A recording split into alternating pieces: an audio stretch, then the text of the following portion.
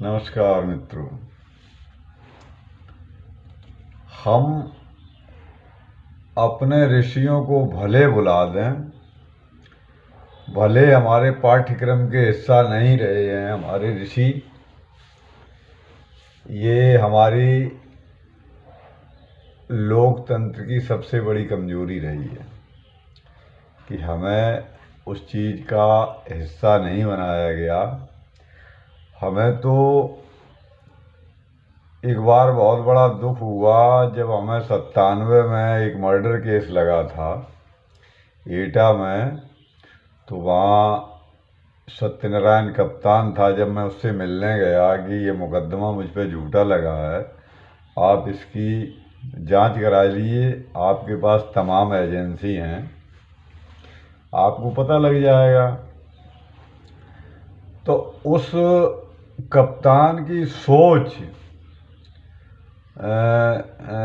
कितनी गलत थी कि हम कुछ कहते नहीं हैं कि उस जगह एक राजगुरु इंस्पेक्टर मौजूद था, उसके सामने उसने हमसे कहा कि वेद पढ़ो और जेल चलो, क्यों फिर सिर्फ हमारे नाम के आगे अवध बिहारी मिश्रा लिखा हुआ था।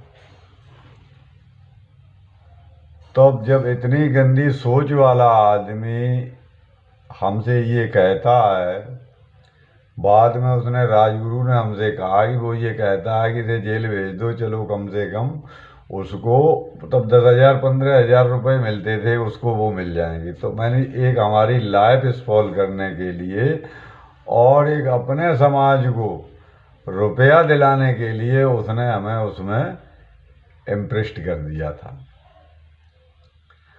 तो उस समय तक हमने वेद वगैरह हम जानते भी नहीं थे कि क्या है क्या नहीं है। तो हम जेल से निकले, वेद की किताबें 3 हम खरीद करके लाए, लेकिन समस्या इस बात की थी कि वेद को हम पढ़ नहीं पाए, क्यों हमें वो संस्कृत की जानकारी नहीं थी। अब थोड़ा थोड़ा बचपन से अगर उनको पढ़ा जाए, भले ही एक सूत्र पढ़ लो, तो आपको कुछ न कुछ मिलेगा उसमें। तो अभी हम एक सूत्र हमने अथर्ववेद के मुंडकोपनिषद का एक सूत्र पढ़ा हमने कि सत्यमेव जयते नानृतं सत्येन पंथा विधो देवयाना। ये नाक्रमंत्रस्यो हिराप्त कामो यत्र तत् सप्तस्य परम निधानम। तो जब हमने इस सूत्र को पढ़ा, बार बार पढ़ने के बाद, अब समझे नहीं, संस्कृत अगर शुरू से पढ़ते तो हम इसे बहुत शुद्ध करके पढ़ देते, लेकिन अब हमने इसे अपनी भाषा में जब सरलता से लिखा तो हमने लिखा कि सत्य की विजय हुई। ये आपकी समझ में आएगा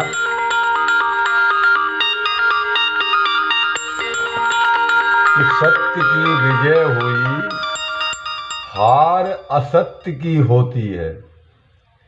सत्य की विजय हुई, हार असत्य की होती है, और देवों के पथ खुलते हैं जो निष्काम कर्म में जीते हैं।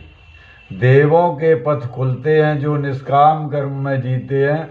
दरअसल हम ये जानते हैं कि जब हम उस संस्कृत के श्लोक को 97 से लेकर के आज तक नहीं समझ पाए, लेकिन हम गहन अध्ययन जब करते हैं तब हम अपनी सरल भाषा में, जैसे तुलसीदास जी ने बहुत अच्छा काम किया कि 6 शास्त्र सब ग्रंथन को रस, यानी उनने एक छोटी सी रामायण में पूरी व्यवस्था को दर्ज किया। उसी तरह से हमें वेदों को सरल भाषा में लिखना चाहिए, और वो हमने सरलता में से लिखा है कि सत्य की विजय हुई, हार असत्य की होती है, और देवों के पथ खुलते हैं जो निष्काम कर्म में जीते हैं। आज के लिए इतना। जय भारतवर्ष, जय सनातन, वंदे मातरम।